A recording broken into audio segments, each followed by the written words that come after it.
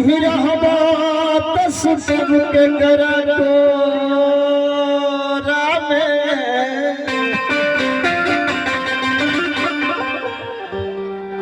अरे आँखी के सोझा रह दिया के अंजूर में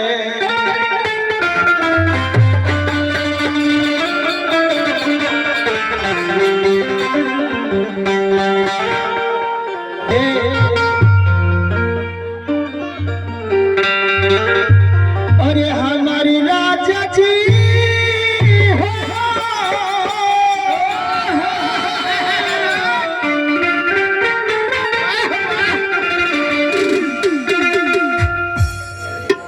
अगर मेहरारू प्यार से कहे का हो अपनी राजा जी के कहे का जी का कहते बोलिए ये औरतिया कहते एक ये दीपिका देख लो हाय औरत कहते अखबारी में सट गए भैया अरे हमारी राजा जी हो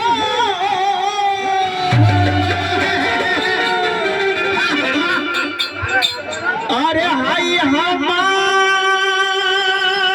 राजा जी अरे हमारी राजा जी हो अरे हमारी राजा जी अरे बड़ा हरे बड़ा कहाँ रहत रह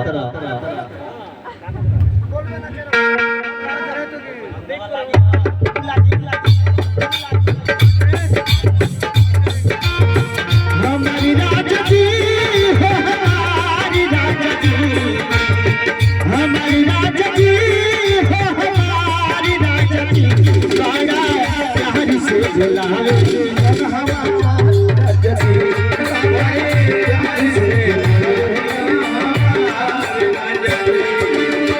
हमारी राजा जी हमारी राजा जी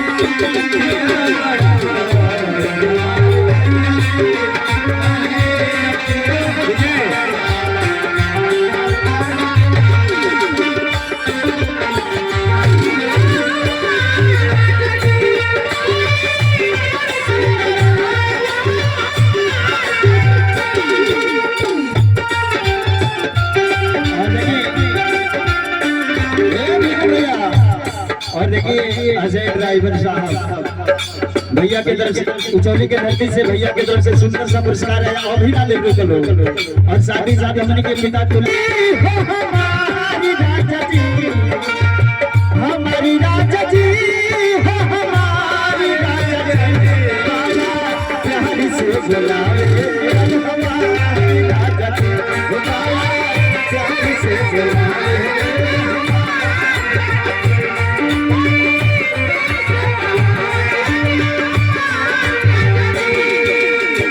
एक और पुरस्कार है हमारे हृदय के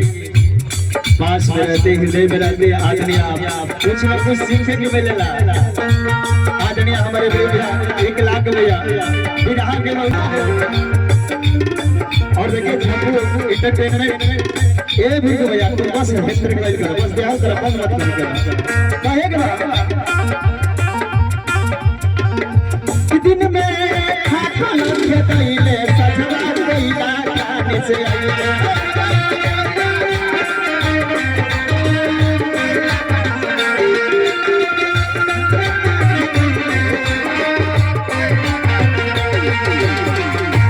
दिन में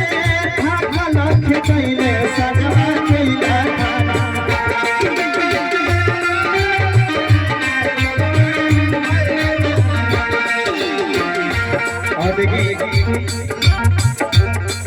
और देखिए हमारे गौरी के धरती से बबुआ के तरफ से पुरस्कार है और साथ ही साथ हमारे यूट्यूबर आदरणीय आप श्री झप्पू यादव ऑफिशियल उनके तरफ से ये ढेर सारा पुरस्कार आया हृदय की गहराई से कोटि कोटि प्रणाम है आशीर्वाद की कामना है लेकिन का एक भाई मुस्कान दिन में ठाकुर खेतैले सजवा काने से आइले दिन में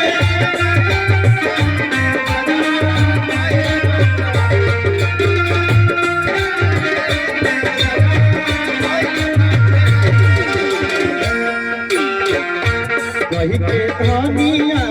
धनिया धनिया बड़ी अरे प्यारी से बोलावे हई राजा वही के धनिया बोलावे हमारी राजा जी बड़ा प्यारी से बोलावे